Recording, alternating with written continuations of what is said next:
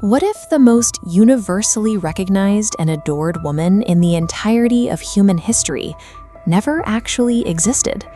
The blonde hair, the breathless voice, the heavy-lidded gaze. Marilyn Monroe was a perfectly engineered illusion, a calculated performance designed to captivate a global audience. Beneath that impenetrable gloss lived a real, deeply anxious human being, a quiet girl named Norma Jeane Mortensen. We often frame her life as a standard tale of a small-town girl finding fame, but the reality is far more complex.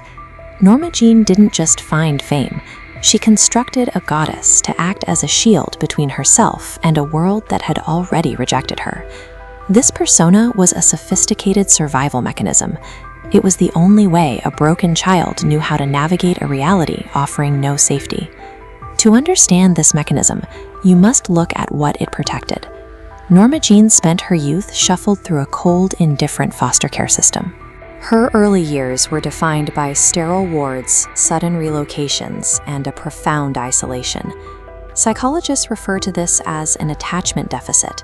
When a child is denied foundational, unconditional love, the resulting void turns into a lifelong hunger for any form of validation. When she finally arrived in Los Angeles, she wasn't chasing artistic greatness. She was a traumatized young woman facing a massive industry, looking for an audience so large they could never all leave her at once. She didn't want to be a star to be seen. She wanted to be a star so she wouldn't be abandoned. Her ambition was pure survival logic.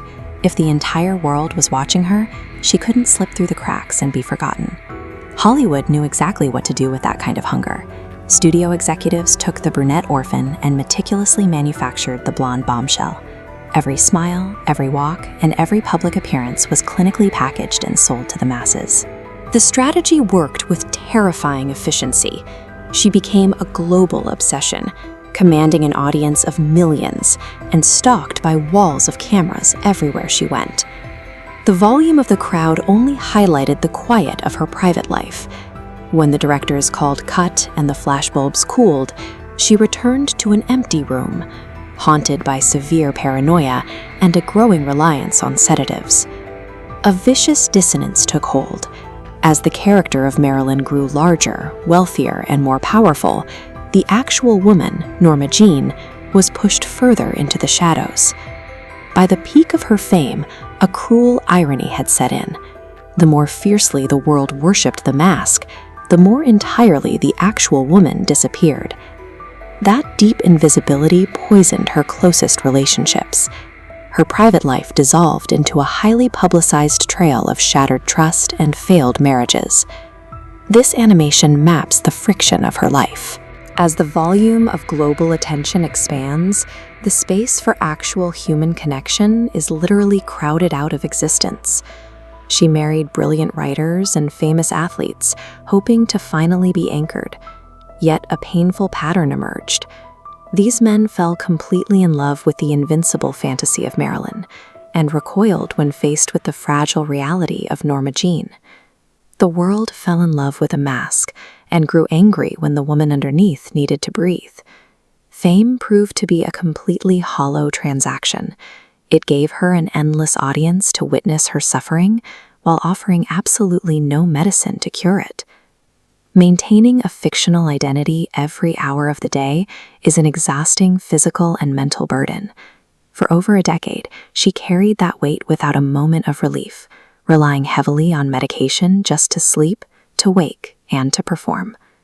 36 years of internal friction finally gave way.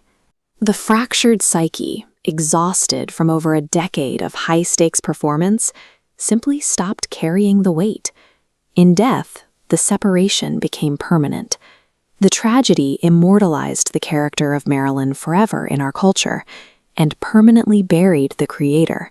The Marilyn Monroe persona was a cage that ultimately consumed the very woman it was built to protect. This dynamic didn't die in 1962. It just became decentralized. We are now our own studio heads, meticulously curating our own digital masks to guard against the same invisibility that terrified Norma Jeane. It forces a quiet, uncomfortable question.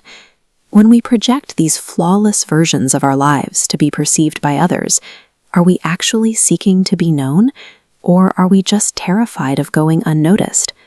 We spend our lives building a version of ourselves for the world to love, forgetting that the higher the pedestal, the further you are from anyone who can catch you. We chase the noise, hoping it will fill the emptiness inside. But in the end, the loudest applause often hides the deepest silence.